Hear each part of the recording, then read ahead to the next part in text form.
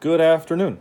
My name is Ricardo Estrada, and I am here to answer the UNV 501 final exam for Grand Canyon University.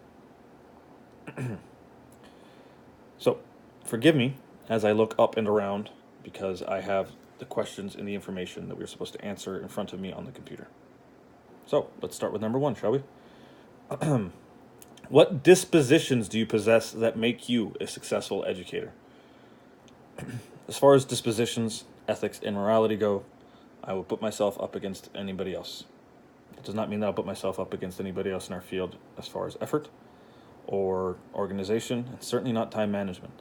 However, when it comes to my beliefs, my concerns, my morals, my ethics, I'm very comfortable putting myself up against anybody else in our entire career field.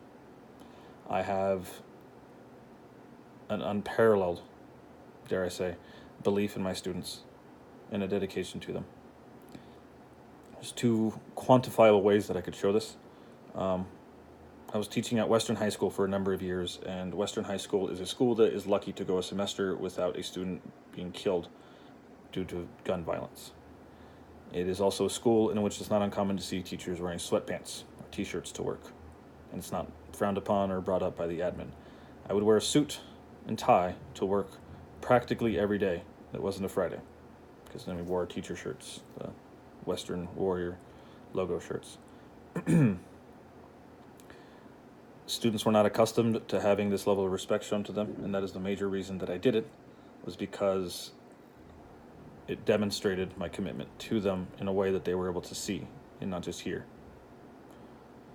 Another example of mine is that, as I'm sure you could guess, a school in this environment has trouble with graduation rates.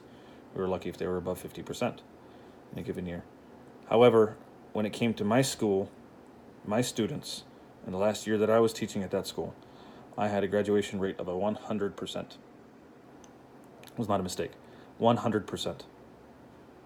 I almost drove myself insane with the amount of effort that took in the final quarter and semester of school, not just keeping up with my students in my class and making sure that none of them were failing and making sure that I could prove to the admin that it wasn't my laziness, but rather their extreme effort that kept me from having a single failure.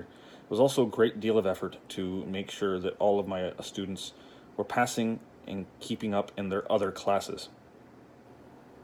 As I said, I almost drove myself insane with the amount that this took, but fortunately, only about half of my classes contained seniors. I do not think I would have been capable, time-wise, to accomplish this with a full load of students that were all seniors, but I intend to try if ever given the chance.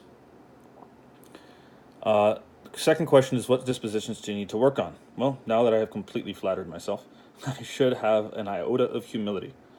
To start off with, the selection. Educators should exercise sound judgment and ethical behavior comes to mind, because judgment is not a goal, it is a path.